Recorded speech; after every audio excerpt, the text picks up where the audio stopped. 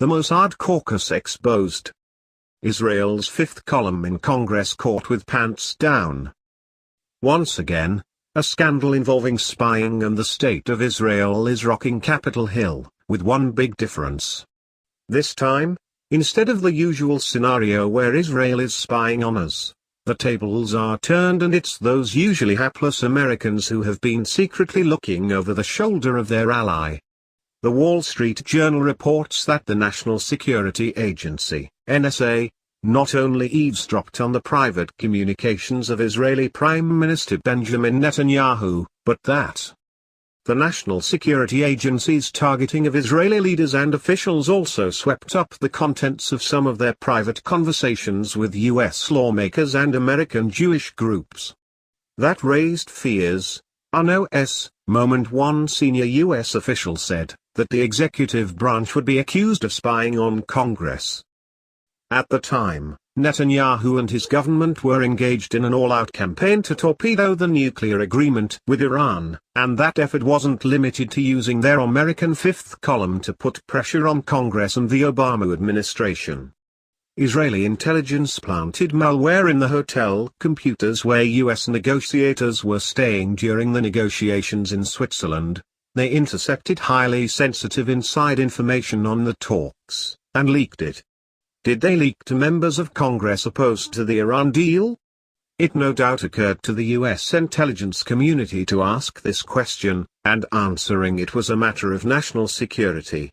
As the journal reports, stepped-up NSA eavesdropping revealed to the White House how Mr. Netanyahu and his advisors had leaked details of the U.S.-Iran negotiations, learned through Israeli spying operations, to undermine the talks, coordinated talking points with Jewish American groups against the deal, and asked undecided lawmakers what it would take to win their votes, according to current and former officials familiar with the intercepts. The original FISA legislation empowered the NSA to collect information as long as its primary purpose is to discover the activities of foreign agents in the United States. Surely Israeli government officials, and Americans acting under their orders, qualify as foreign agents. So the NSA collection in this instance was and is perfectly legal. Furthermore, federal agencies were given much more leeway under the amendments to the original legislation contained in the Patriot Act. As the Electronic Privacy Information Center puts it, the government can now obtain a pen register, trap and trace device for any investigation to gather foreign intelligence information, without a showing that the device is or will be used by a foreign agent or by an individual engaged in international terrorism or clandestine intelligence activities.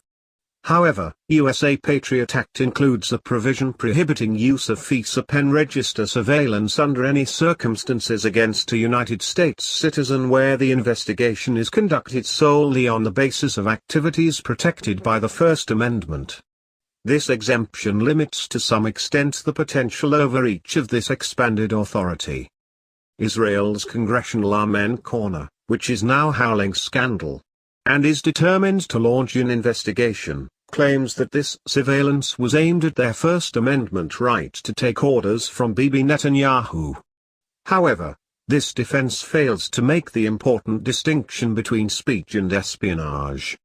The Israeli government was clearly engaged in the latter when it bugged U.S. diplomats engaged in delicate negotiations, and released that sensitive information to domestic opponents of the Iran deal, including but not necessarily limited to members of Congress.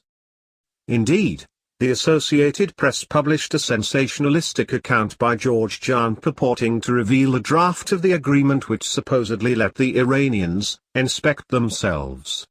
This story was scrubbed of the damning details in subsequent versions, and was effectively debunked, but the damage was done. To this day, Donald Trump and the Israel lobby are running around citing this as evidence that the agreement is a bad deal. AP cited an anonymous official as their source, but neglected to tell us what government this person represents. The Israel lobby was more brazen, however, in identifying the source. As Omri Siran, managing director at the Israel Project, admitted. The Obama administration tried keeping this information secret, which would have prevented American lawmakers and the American people from finding out the full extent of our diplomats' collapse to Iran. The Associated Press had to get the document from overseas and reveal it that way. From the Mossad straight to George Jones' word processor.